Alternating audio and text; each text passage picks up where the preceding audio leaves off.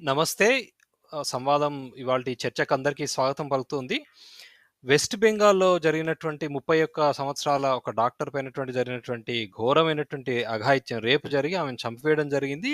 City మధ్యలో ఉన్నటువంటి కాలేజ్‌లో ఆర్‌జీ కార్ మెడికల్ కాలేజ్‌లో జరిగినటువంటి ఘటన ఇది.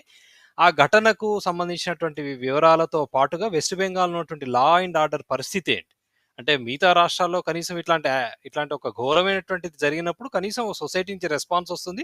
పోలీసులను కొన్నిసార్లు అది మీడియా ప్రెషర్ కావచ్చు, లేకపోతే జ్యుడిషియరీ ప్రెషర్ కావచ్చు, కొన్ని యాక్ట్స్ చేస్తారు.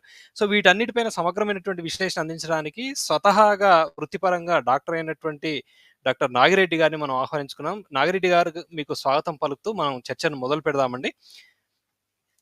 సుమంత్ గారికి సంవాదం ప్రేక్షకులకి నమస్కారం. Please subscribe to the channel and